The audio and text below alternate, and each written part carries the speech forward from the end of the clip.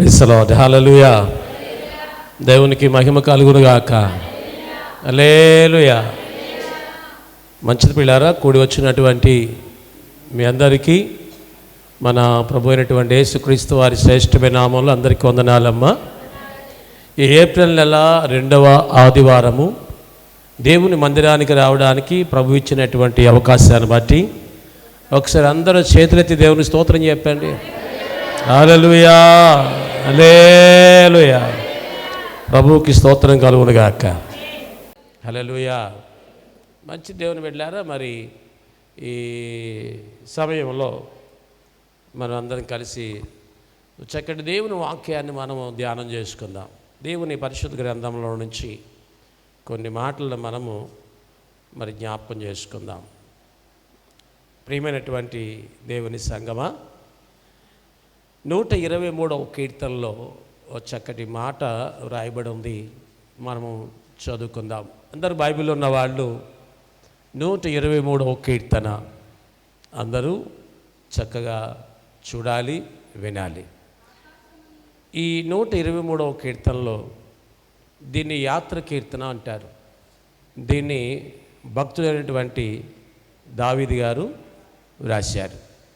దేవుని బిడ్డలారా, మరి ఇక్కడ దావీదు కీర్తన లేదు, కానీ నేను అనుకుంటాం ఏంటంటే దావీదు గారే బహుశా వ్రాసి ఉంటారు. పిల్లారా, ఈ దావీదు గారు ఇలా అంటున్నాడు.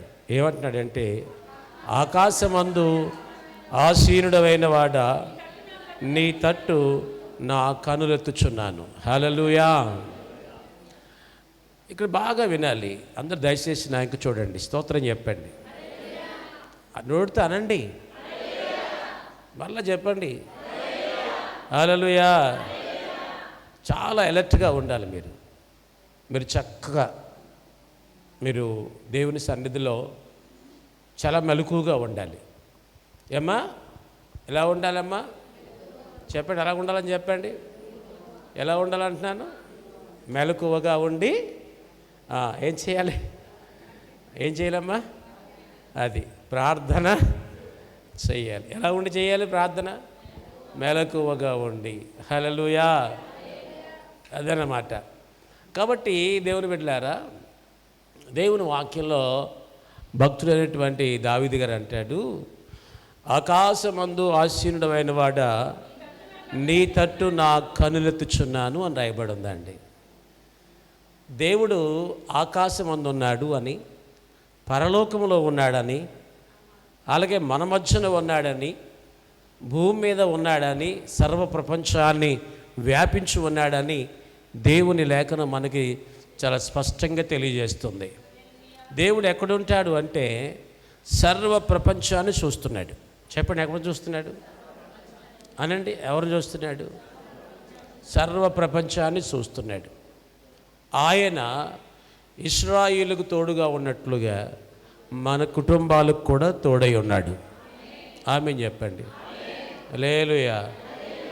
ఆయనకు మరుగైంది ఏది కూడా లేదు.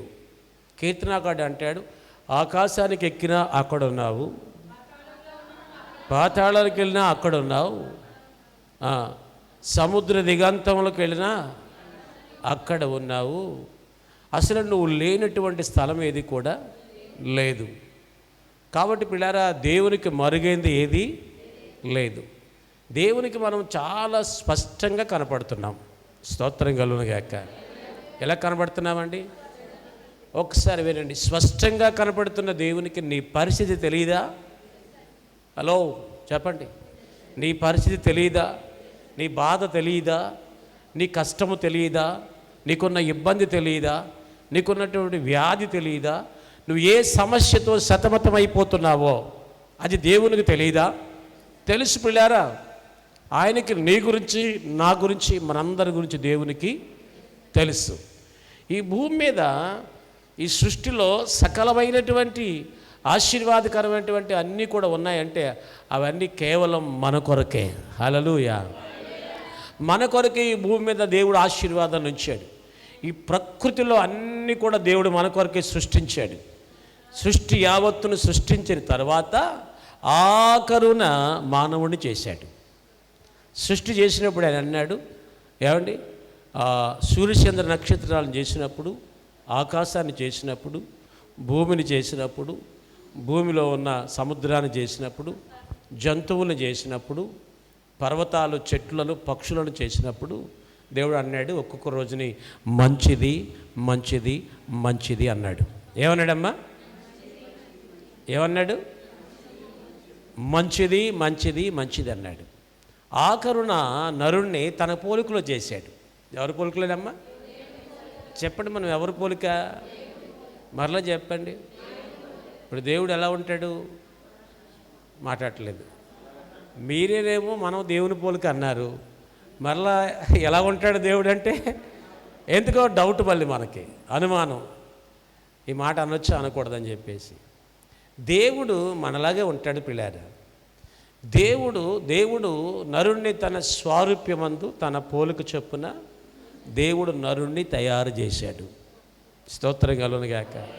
హల్లెలూయా. అయితే దేవుడు మహిమ కలిగిన వాడు, మనమేమో మట్టి మానవులం. స్తోత్రం కలుగునుగాక. తిరిగి మరలా మనల్ని మహిమపరుచుకొని మనము ఆయనతో నిత్యము ఉండులాగున పరలోకానికి మనం ఆయనతో ఉండడానికి దేవుడు ఈ లోకానికి మానవునిగా వచ్చి మన కొరకు ఏం పెట్టాడమ్మా? ప్రాణం పెట్టాడు. స్తోత్రం కలుగునుగాక. హల్లెలూయా. ఏం పెట్టాడు చెప్పండి? ప్రాణం పెట్టాడు. హల్లెలూయా. నా ప్రియమైనటువంటి దేవుని బిడ్డలారా, జాగ్రత్తగా విందాం. దయచేసి ప్రభు మాటలు వినాలి. ఈ సృష్టిలో ఉన్నది ప్రతీది నీ కోసం నా కోసమే చేశాడు. కాబట్టి అది నీకు నాకు ఇవ్వాలని కోరుకుంటున్నాడు. అయితే అది నీకు కావాలి అంటే, నాకు కావాలి అంటే, దావీదు అంటాడు, ఆకాశమందు ఆసీనుడు అయిన వాడ నీ తట్టు నా కన్నులెత్తుచున్నాను అన్నాడు. హల్లెలూయా. ఎవరి వైపు కన్నులు ఎత్తాలమ్మా? చెప్పండి. ఎందుకు ఎత్తాలి? నీకేదైనా ఒక సమస్య ఉందా? ఆయన వైపు కన్నులెత్తు. నీకేదన్నా బాధ ఉందా? ఆయన వైపు నీ కన్నులెత్తు. నీకేమైనా ఇబ్బంది ఉందా? ఆయన వైపు నీ కన్నులెత్తు. నీకేమన్నా బలహీనత ఉందా? ఆయన వైపు నీ కన్నులెత్తు. అప్పుల భారాలు ఏమన్నా నిన్ను బాగా ఇబ్బంది పెడుతున్నాయా? ఆయన వైపు కన్నులెత్తు. నీ పిల్లలు నీ మాట వినట్లేదా? ఆయన వైపు కన్నులెత్తు. నీ కుటుంబంలో శుభకార్యాలు జరగట్లేదా? చెప్పండి, ఎవరి వైపు ఎత్తాలా? దేవుని వైపు మన కన్నులెత్తాలా? హల్లెలూయా. దావీదు గారు అంటున్నాడు, దేవుని బిడ్డలారా, ఆకాశమందు ఆసీనుడైన వాడ నీ తట్టు నా కన్నులెత్తుచున్నాను అన్నాడు. ఎవరితోటి అంటండి? దేవుని తట్టు మనము మన ప్రతి అవసరం నిమిత్తము కన్నులెత్తాల. స్తోత్రం కలుగునుగాక. హల్లెలూయా. కలవరపడినే కొండల వైపు నా కన్నులెత్తుదునా, కొండల వైపు నా కన్నులెత్తి కొదువతో నేను కుమిలెదనా, కొదువతో నేను కుమిలెదనా. కలవరపడినే కొండల వైపు నా కన్నులెత్తుదునా, కొండల వైపు నా కన్నులెత్తి కొదువతో నేను కుమిలెదనా, కొదువతో నేను కుమిలెదనా. హల్లెలూయా. దేవుని బిడ్డలారా, 121 అంటాడు ఈ కీర్తనకారుడు, కొండల తట్టు నా కన్నులెత్తుచున్నాను, నాకు సహాయం ఎక్కడి నుండి వచ్చును. కొండ అంటే బాగా ఉన్నతమైన స్థితిలో ఉన్నదాన్ని కొండ అంటారు. కొండలు ఎక్కడుంటాయమ్మా? బాగా ఎత్తుగా ఉంటాయి. ఎలా ఉంటాయి కొండలు? బాగా ఎత్తుగా ఉంటాయి. కొండ అన్నాడంటే లోకంలో ఉన్నటువంటి భాగ్యవంతులు, బాగా డబ్బున్న వాళ్ళు.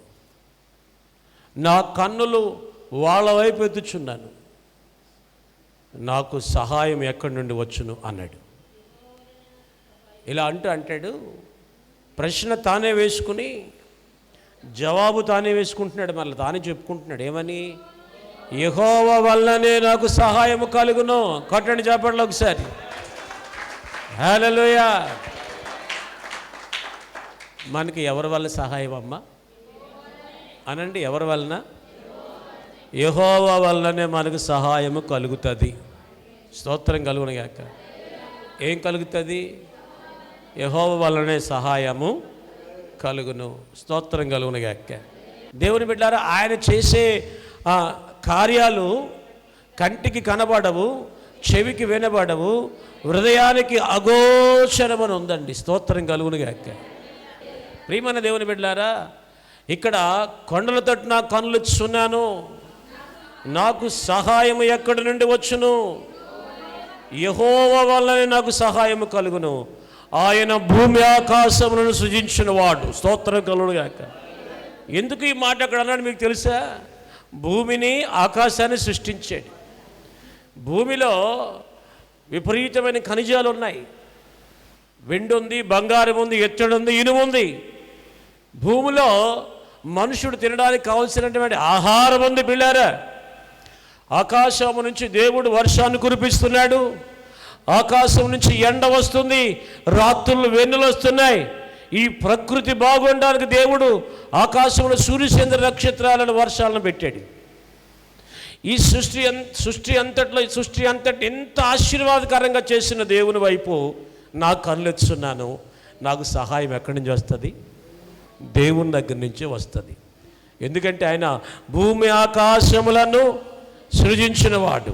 చెప్పండి, భూమి ఆకాశాలను సృజించినవాడు గొప్ప దేవుడు. లావుగా ఉన్నవాళ్ళ వైపు, డబ్బున్న వాళ్ళ వైపు, ఉన్నత పదవులు ఉన్న వాళ్ళ వైపు నీ కన్నులెత్తకో అంటున్నాడు దేవుడు. నువ్వు వాళ్ళ వైపు చూడకో, దేవుని వైపు చూడు. హల్లెలూయా. చెప్పండి, ఎవరి వైపు చూడాలా? అమ్మ చెప్పండి, ఎవరి వైపు చూడాలా అనండి? ఎవరి వైపు చూడాలా? దేవుని వైపు చూడాలా. నువ్వు దేవుని వైపు చూస్తుంటే నీ దగ్గరికి దేవుడు ఒక్కొక్కటి నడిపిస్తాడు. హల్లెలూయా. ఒకసారి చప్పలు కొట్టండి దేవునికి, ఒకసారి ప్రభువుకు చప్పలు కొట్టండి. ఆ యేసు వైపు నువ్వు చూస్తే నీ భారం తీరుతుంది. ఆ యేసుక్రీస్తు వైపు నువ్వు చూస్తే నీ బాధలు పోతాయి. కాబట్టి నీ చూపంతా ఎవరి మీద ఉండాలండి? కొండల మీద కాదు, అంటే బాగా ఉన్నతమైన స్థితిలో ఉన్న వాళ్ళ మీద కాదు, దేవుని వైపు నీ కన్నులు ఉండాలా. ఎవరి వైపు అమ్మా? దేవుని వైపు నీ కన్నులు ఉండాలా. ప్రతి అవసరానికి అలా కన్నులెత్తి, ప్రభువా మాకు ఈ అవసరం వచ్చింది, మాకు సహాయం చేయవా అని అడగాలి. నీ వైపే చూస్తున్నా, నీవే మా దిక్కు, నువ్వు తప్ప మాకు వేరొక దిక్కు లేదు అని నువ్వు కన్ఫామ్గా నిర్ధారణ చేసుకుని, నువ్వు తప్ప నా సమస్య ఎవ్వరూ తీర్చలేదు, ఎవరు లేరు నాకు ఇళ్ళలో, ఆదరణ నీవేగా, ఆనందము నీవేగా, ఆదరణ నీవే, ఆనందము నీవేగా, సర్వోన్నతుడా నీవే నాకు ఆశ్రయ దుర్గము, సర్వోన్నతుడా నీవే నాకు ఆశ్రయ దుర్గము, ఎవరు లేరు నాకు ఇళ్ళలో, ఎవరు లేరు నాకు ఇళ్ళలో, ఆదరణ నీవే, ఆనందము నీవేగా, ఆదరణ నీవేగా, ఆనందము నీవేగా. హల్లెలూయా. ఎవరి వైపు చూడాలి చెప్పండి? దేవుని వైపు చూడాలి. లోకం వైపు చూడొద్దు దేవుని బిడ్డ, లోకం వైపు చూడొద్దు అంటున్నాడు దేవుడు. ఆయన నీ పాదములు తొట్టిల్లనియడు. దేవుడు అంటండి మన పాదాలు తొట్టుపోకుండా కాపాడుతాడట. ప్రమాదంలో పడిపోకుండా, సమస్యలను పడిపోకుండా, తొట్టు పడుకోకుండా దేవుడు కాపాడుతాడంటండి. ఆయన నీ పాదము తొట్టిల్లనియడు, నిన్ను కాపాడువాడు కునుకడు. ఇశ్రాయేలును కాపాడువాడు కునుకడు, నిద్రపోడు. స్తోత్రం కలుగునుగాక. నిన్ను కాపాడుతాడు ఆయనని, నిన్ను కాపాడేవాడికి కునుకడని. ఇశ్రాయేలును కాపాడేవాడు కునుకడు, నిద్రపోడు. ఆయన కంటికి రెప్పలా నిన్ను కాపాడుతాడు. ఎలా కాపాడుతాడమ్మా? కంటికి రెప్పలా నిన్ను కాపాడుతాడు. నీ మీదకి ఏ ప్రమాదం రాకుండా కాపాడుతాడు. స్తోత్రం కలుగునుగాక. యెహోవాయే నిన్ను కాపాడును. అలాంటి దేవుని వైపు నీ కన్నులెత్తాలి. ఆయన కాపాడే పరిస్థితుల్లో ఏమేమి ఉన్నాయో తెలుసా దేవుని బిడ్డ? ఏమున్నాయి? నీకు సహాయం ఆయన దగ్గర నుంచి వస్తుంది. నీ పాదాన్ని తొట్టిల్లనీయుడు ఆయన. నిన్ను కాపాడువాడు కునుకడు, నిద్రపోడు. ఇశ్రాయేలును కాపాడువాడు కునుకడు. యెహోవాయే నిన్ను కాపాడుతాడు. ఒకసారి గట్టిగా చప్పట్లు కొట్టండి, కొట్టండి చప్పట్లు సార్. ఇలా అంటున్నాడు, నీ కుడి ప్రక్కను యెహోవా నీకు నీడగా ఉండను. పగలు ఎండ దెబ్బైనను, రాత్రులు వెన్నెల దెబ్బైన నీకు తగులదు. ఏ అపాయము రాకుండా యెహోవా నిన్ను కాపాడును. ఎప్పుడు తెలుసా? ఎప్పుడు కాపాడుతాడు దేవుడు? నువ్వు ఆయన వైపు కన్నులెత్తినప్పుడు. స్తోత్రం కలుగునుగాక. ఎవరి వైపు అండి? ఎస్, దేవుని వైపు నీ కన్నులు ఉండాలా. ఇక ఇతర ఎవరి వైపు, నీ బంధువుల వైపు కానీ, స్నేహితుల వైపు కానీ, అన్నదమ్ముల వైపు కానీ, అక్క చెల్లెల వైపు కానీ చెప్పండి, ఏం చేయొద్దు. నీ కన్నులు పొరపాటుని ఎత్తొద్దు. వాళ్ళు చేస్తే ఏం చేస్తారు చెప్పండి? మీకు ఏం చేస్తారు చెప్పండి? ఎంత చేస్తారు చెప్పండి సహాయం మీకు? ఒకసారి ఆలోచించండి పిల్లారా. ఏదో కొద్దిగా చేయొచ్చు, కానీ నిన్నొక ఉన్నతమైన స్థితికి ఎక్కించువాడు ఎవరండి? దేవుడే. హల్లెలూయా, హల్లెలూయా, హల్లెలూయా. దావీదు అంటాడు, నేను ఎక్కలేనంత ఎత్తైన కొండపైకి నన్ను ఎక్కించు అన్నాడు. ఏమన్నాడు చెప్పండి? అడగాలి కదా నువ్వు. అలా వచ్చి దేవుని మందిరంలో నిద్రపోతే ఏంటి ప్రయోజనం? నువ్వు అడగాలి కదా దేవుణ్ణి. నువ్వు నాయనా నేను ఎక్కలేనంత ఎత్తైన కొండపైకి నన్ను ఎక్కించు అనాలి. అనండి మీరు, అనండి ఒకసారి. దెబ్బలాడతాకు చేతులు వచ్చేస్తాయి గిలగిలగిలగిలగ. కానీ మోకాళ్ళ మీదండి, దేవుడా నేను ఎక్కలేనంత ఎత్తైన కొండపైకి నువ్వు నన్ను ఎక్కించాలి. నా వల్ల కాదు. ఈ సంసారాన్ని ఈదాలంటే నా వల్ల కాదు. ఈ అప్పులు తీర్చాలంటే నా వల్ల కాదు. ఈ రోగం తగ్గించుకోవాలంటే నా వల్ల కాదు. నువ్వే నీ చెయ్యి పట్టి నన్ను ఎక్కించు, నన్ను ఎక్కించు. చిన్నపిల్లలు ఎక్కకపోతే చెప్పండి ఏం చేస్తామండి మనం? వాడు చేతులు చాచాడు అనుకోండి, వాడిని ఎత్తుకుంటాం. వాడు చేతులు చాచాడు అనుకోండి, వాడిని చెయ్యి పట్టుకి నడిపిస్తాం, ఎక్కిస్తాం. ఏదైనా అందరం స్థలం ఉంటే. మనం దేవుని దృష్టిలో చిన్నపిల్లలమండి. నువ్వు అలా చేయి చాస్తే, నాయన నేను ఎక్కలేకపోతున్నాను ప్రభు, నా వల్ల కాదు ప్రభు అంటే ఆయన నిన్ను అలా పైకెక్కిస్తాడు. కొట్టండి చప్పట్లు ఒకసారి. స్తోత్రం కలుగునుగాక. హల్లెలూయా.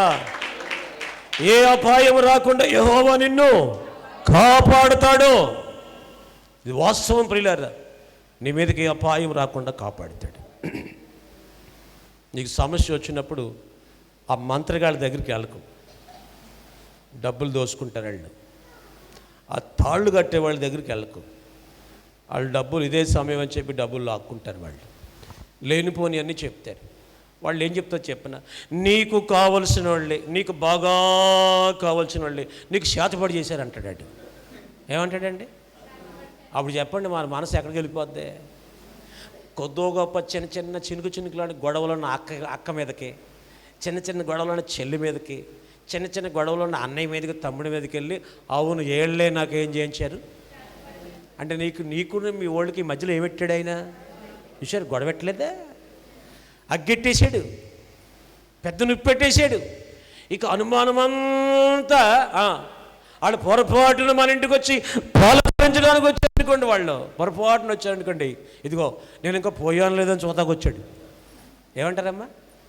నేను ఇంకా పోయాను లేదో చూతాకు వచ్చారు అంటారు. చూశారండి? అనుమానాన్ని కలుగజేస్తాడు.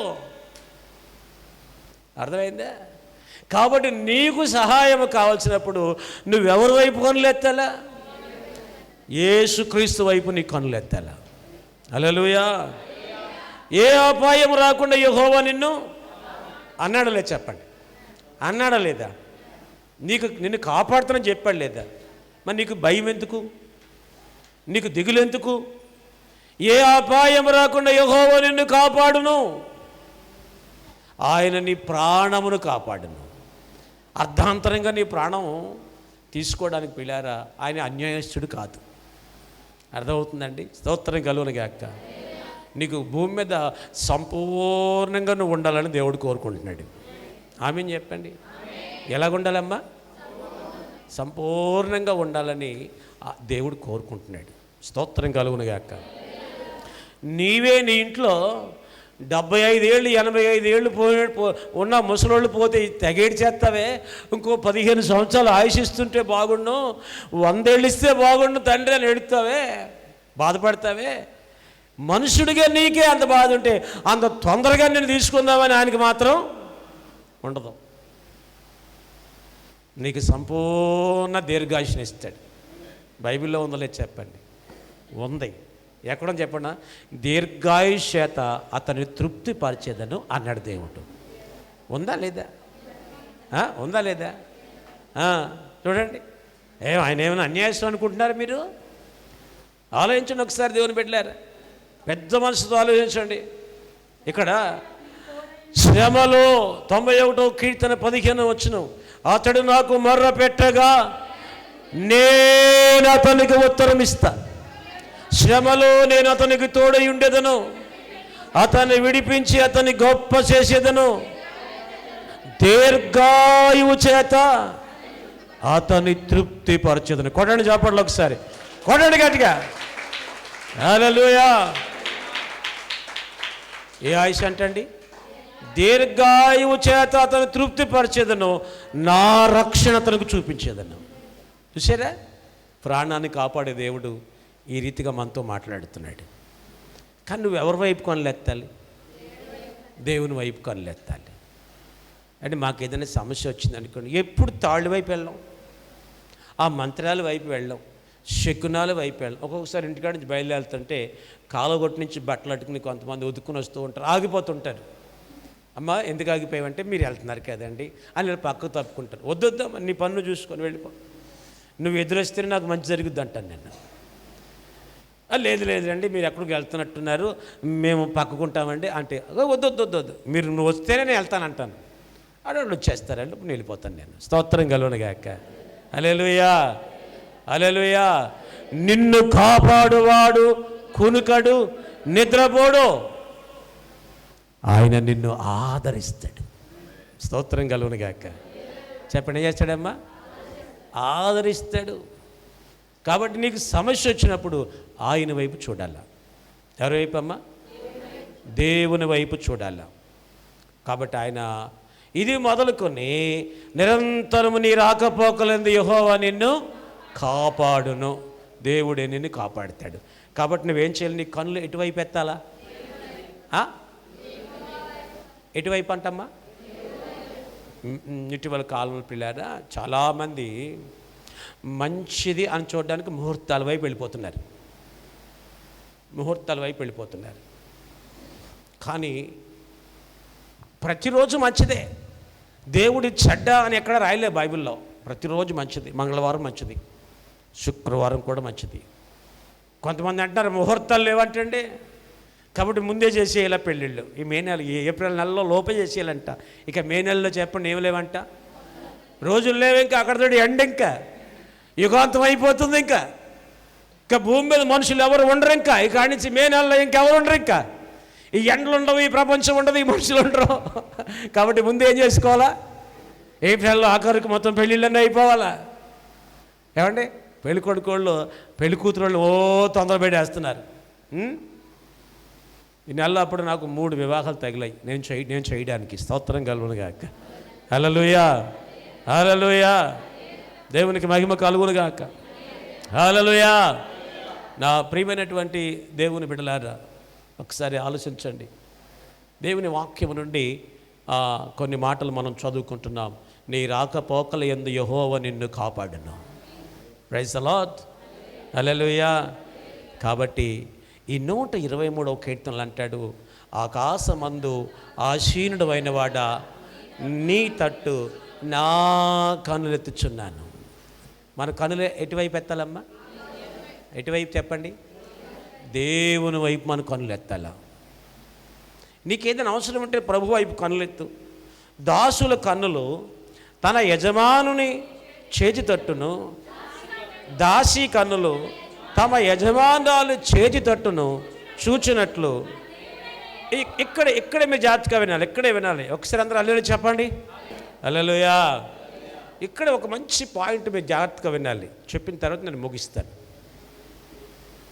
దాసుల కన్నులు తమ యజమానుని చేతి తట్టును, దాసి కన్నులు తన యజమానురాలు చేతి తట్టును చూచినట్లు అని ఉందండి. ఒక దాసుడు ఉన్నాడు అనుకోండి, పని అయిపోయిన తర్వాత, తనకు అప్పగించిన పని అయిపోయిన తర్వాత చెప్పండి, ఎవరు వైపు చూస్తారు? యజమాని తట్టు చూస్తాడు. ఎందుకని? అయ్యా నీ పని అయిపోయింది, నా పనికి తగ్గ జీతం ఇస్తారేమో అని తన యజమానుడి చేతి తట్టు చూస్తాడట. హల్లెలూయా. మరి దాసి కన్నులు తమ యజమానురాలు చేతి తట్టును చూచినట్లు. ఈ పని చేసిన ఆవిడ అంటది యజమానురాలతోటి, అమ్మగారు వెళ్ళిపోతున్నాను అంటది. అంటే అర్థం ఏంటంటే, నేను కష్టపడ్డాను కదా, ఆ ప్రతిఫలం మీద ఇస్తే నా అవసరాలు నేను తీర్చుకుంటాను అని ఆ చేతి తట్టు చూస్తుంది. ఏం తెస్తున్నారా? డబ్బులే తెస్తున్నారా, లేదా ఇంకేమన్నా పట్టుకొస్తున్నారా అని ముఖం వైపు చూడరండి, చేతి వైపు చూస్తారు. స్తోత్రం కలుగునుగాక. హల్లెలూయా, హల్లెలూయా. చెప్పండి, ఏ వైపు చూస్తారమ్మా? చేతి వైపు చూస్తారు. అలాగా చక్కటి ఉపమానాన్ని అలా జోడిస్తూ ఇక్కడ ఏమని రాయబడిందంటే, మన దేవుడైన యెహోవా మనలను కరుణించు వరకు, స్తోత్రం కలుగునుగాక. దేవుడు మనలను కరుణించు వరకు అంటండి, మన కన్నులు ఆయన తట్టు చూచుచున్నవి. హల్లెలూయా, హల్లెలూయా. మన కుటుంబంలో ఏది లోటైతే ఉందో ఆ లోటు తీరే వరకు ప్రియులారా, ఆయన మనలను కరుణించు వరకు మనం ఆయన తట్టే చూస్తూ ఉండాలి. హల్లెలూయా. ప్రభువా ఎప్పుడు చేస్తావు నాయన, నువ్వు ఇచ్చేదాకా నేను కదలను. ఉందా అలాంటి పట్టుదల కలిగిన ప్రార్థన నీకు ఉందా? నా భర్తను రక్షించేటంత వరకు నీ పాదాలు పట్టుకుని నేను వదలను. వారంలో ఒక రోజు పొద్దుట 7 గంటలకి ఉపవాస దీక్షలోకి వెళ్ళిపోయి రాత్రి 7 గంటల వరకు కూడా ఇంట్లో వాళ్ళు చెప్పేయాలి, అయ్యా ఈరోజు మీరు హోటల్ నుంచి తెచ్చుకు తినండి, ఈరోజు నాకు ఉపవాసం ఉంది అని చెప్పి 7 గంటలకు నీవు ఇంట్లోకి పోయి తలుపేసుకుని రాత్రి 7 గంటల వరకు 14 గంటలు దేవుడు నిన్ను కరుణించేటంత వరకు వారానికి ఒక రోజు అయిన ఉపవాసం ఉండాలా, ప్రార్థన చేయాలా? చేస్తావా? నీకెన్ని పనులు అండి? లేనిపోని పనులన్నీ కూడా కల్పించేసుకుంటారు కొంతమంది.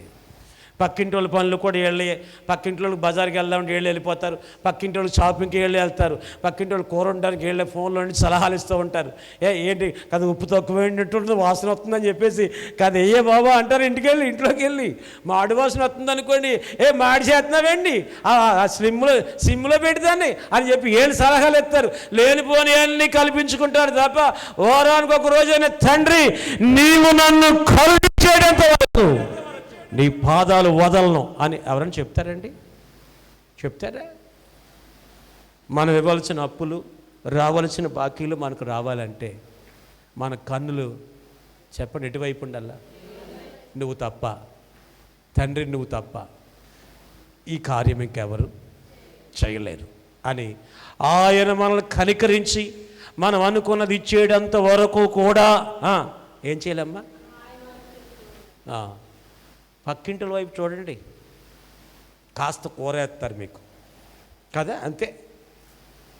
లేకపోతే వాళ్ళు ఏమన్నా డజన్ అరటిపండు తెచ్చుకుంటే ఒక అరటిపండు ఇస్తారు నీకు. నీ సమస్య తీరాలంటే యేసు వైపు కనులెత్తు. హల్లెలూయా. యేసు వైపు చూడు, నీ భారమంత తీరు, తీరానికి చేరు. ఎంత దూరమైన అది, ఎంత భారమైనా, ఎంత దూరమైన అది, ఎంత భారమైనా, యేసు వైపు చూడు, నీ భారమంత తీరు. యేసు వైపు చూడు, నీ భారమంత తీరు, తీరానికి చేరు, తీరానికి చేరు. ఎంత దూరమైనా. హల్లెలూయా. ఆ పట్టుదల మనలో ఉంటే ఎప్పుడో మన జీవితంలో కార్యాలు జరుగుండేవండి, ఎప్పుడో జరుగుండే ఈ కార్యాలు. ఆయన ఏమన్నా కార్యాలు చేయకపోవడానికి అసమర్థుడు కాడు. ఈ భూమి మీద ఉన్నవన్నీ నీకోసమే చేశాడు.